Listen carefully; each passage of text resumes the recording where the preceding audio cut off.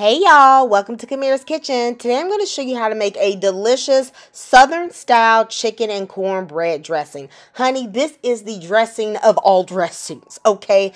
This is so good and I'm going to show you exactly how it's done.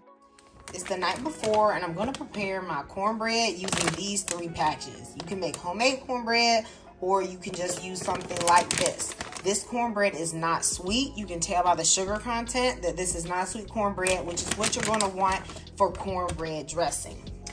I'm going to add all 3 packages to my bowl.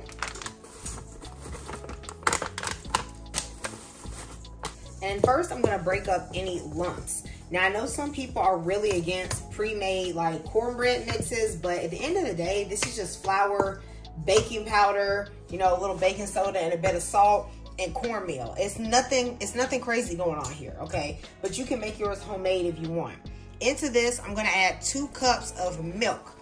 Now this milk is like milk that's on the edge of life, okay? It got a little life in it, but it's, you know, a little fermented, all right?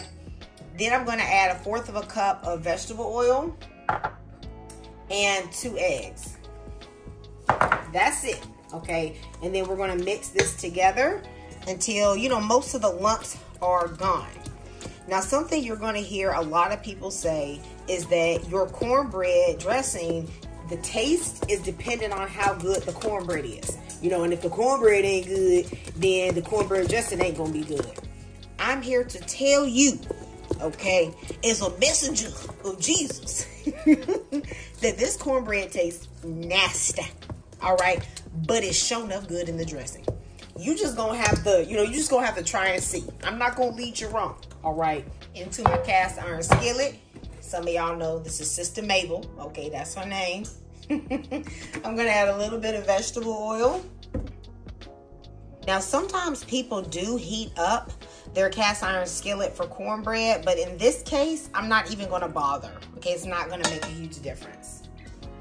Now going to add my cornbread mix. There's a couple lumps. Doesn't matter, okay? It's all good. This is not a super finicky cornbread recipe. I'm gonna put this in the oven to cook at 400 degrees for about 20 minutes. This is my cornbread. I let it cool overnight. As y'all can tell, I nibbled on it. Even though I know the cornbread don't really taste that good, I still nibble on it anyway. It's just a habit. One of the cooks just gotta taste their food a little bit. You know, I just got to, I don't know, just gotta try a little bit. So I'm gonna just crumble this up with my hands. It is completely cool. And I left it out to sit overnight. I have my chicken. I really like these free-range chickens or getting organic chicken if I can get it, which is actually the best because I honestly feel like they taste the best. So I'm just gonna give this chicken a nice rinse off. And if you don't want to use like a whole chicken, you can use leg quarters or thighs. That's the best, okay? I love those pieces. I don't need to dry this off really. I'm just gonna put this to the side. I am gonna go ahead and clean my scissors, even though actually I will be using them again. And I'm gonna clean the sink. It's very important to go ahead and clean the sink right after you wash the meat. You really should be cutting your meat on a plastic cutting board. So what I'm gonna do is I'm gonna put down a towel just to prevent any slipping, and then I'm gonna put down my cutting board. Now, it doesn't matter if that gets soaked with a little bit of chicken juice because I'm immediately going to take that up and wash it, all right? I have tons of these like little cheap kitchen towels that I wash all the time. So I have my chicken here, okay? And I'm gonna cut out the backbone. And that's what I'm going to use. This backbone and the dark meat is what I'm going to use for the chicken and dressing. And I'm going to save the breast. If you have a sharp pair of kitchen scissors, it should be able to go through the bones of this chicken fairly easily. All right, I'm going to cut around this thigh bone. And no, you don't need to take this off, okay? You can leave this. I'm going to put this to the side in my Instant Pot liner because I'm going to be cooking my broth in the Instant Pot. Now, I want a decent amount of chicken in my chicken and dressing, but I don't want it to, you know, go crazy, at least not on this recipe. So I'm gonna take the thigh and the leg, and I'm gonna put that in the pot. Since I'm mostly making broth of this, and I'll pick the skin out anyway, you don't really need to, you know, trim that or anything. I'm going to save the breast and the wings to cook with a different recipe because I don't want this much chicken in my dressing. So I'm just going to place that to the side. The real flavor of the chicken and dressing is going to come from this broth, all right? So if you season this well, you're not gonna have to add a lot to the dressing itself. So here's a bundle of herbs from my garden. I have thyme, rosemary, oregano, a little bit of sage, and parsley. These are just some wilted up celery. When you're making broth, you do not have to use the best vegetables. I like to put like freakishly small vegetables in here in the broth as well. So like this is a really tiny carrot, you know, I'm gonna throw that in. Onion skins, this is like cut-offs of celery, onion bits, and then just one onion that I have. To season it, I'm gonna add 2 bouillon cubes, bay leaves, and peppercorns, as well as a little bit of chicken seasoning. I'm also going to use some Better Than Bouillon paste. This is low sodium. I'm putting in about 3.5 cups of water. Of course, the chicken will produce its own juices as well. I want the flavor to be kind of concentrated, so I'm definitely not filling this up to the max fill line by any means, okay? If you do not have an Instant Pot, then of course, you can do this on the stove. You're just gonna have to add more water because some of the water is going to evaporate. And that'll take about 1.5 hours or so. But with the Instant Pot, this will be much quicker. Appliances like this save so much time. So if you don't have an Instant Pot, check the link in the description to the one that I like. I'm gonna let this pressure cook for 25 minutes. And then I'll allow it to natural pressure release for at least 30 minutes. I'm gonna strain my broth. Whew. All right, y'all see that? This smells really good. I'm gonna pick out the, like these little vegetables here. They're super soft, okay? I'm gonna be mindful to try to keep the chicken meat, which I want, but I tell you something you can't leave.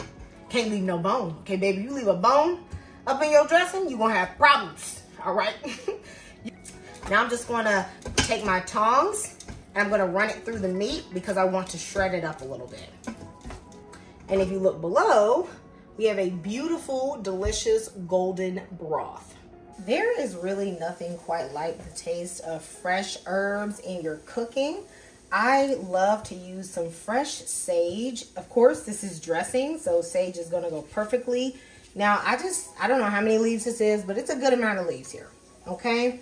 I picked these fresh from my garden, and you can use a decent amount because fresh is not quite as strong and concentrated as dried. So it's not gonna be as overpowering as you might think it's gonna be. I'm also going to add some rosemary.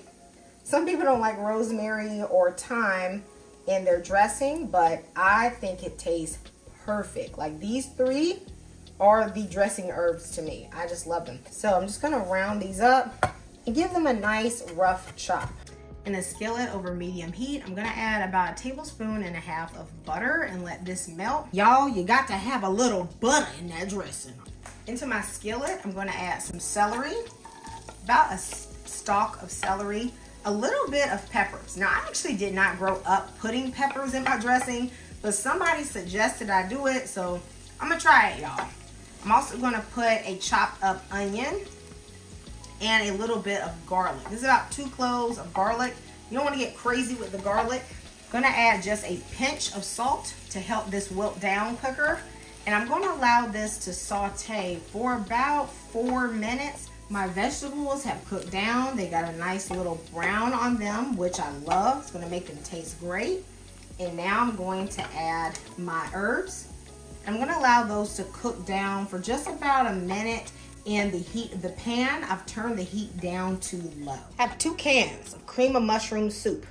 You don't have to use cream of mushroom. You can use cream of chicken, cream of celery, cream of onion, cream of chicken and herbs. All of those would taste good. I have found that Aldi actually has the cheapest cream of mushroom soups. They're only $1.25, which is where I got those.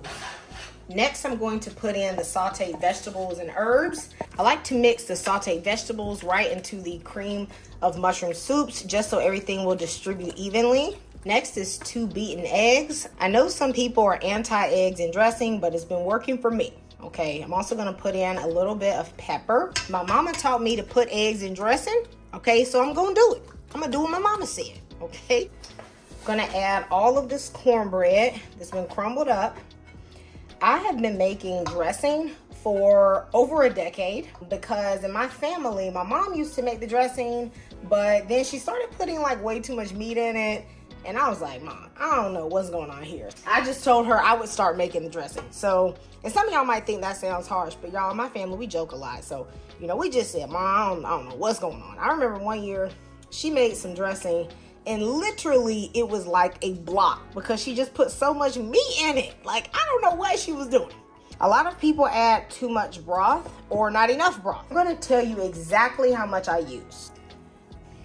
Notice I added the cream of mushroom soups and the eggs and stuff first because those are a wet ingredient as well. And so the broth is the last thing I'm adding on top just to make sure everything is moist enough. Still needs a little bit more to me. So it's about 3/4 of a cup. This texture looks good to me. So this is about 2 3/4 of a cup of broth that I have added.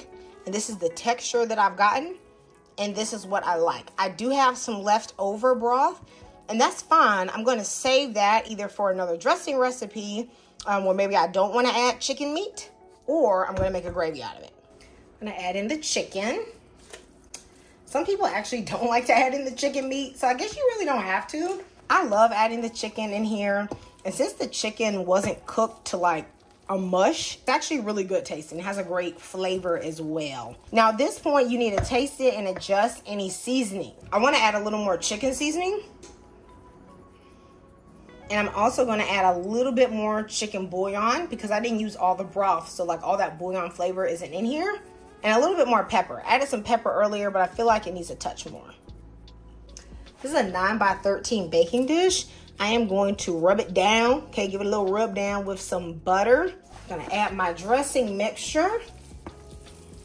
This looks so good. And y'all, this is family style. So as you can see, this makes a nice big pan of delicious dressing.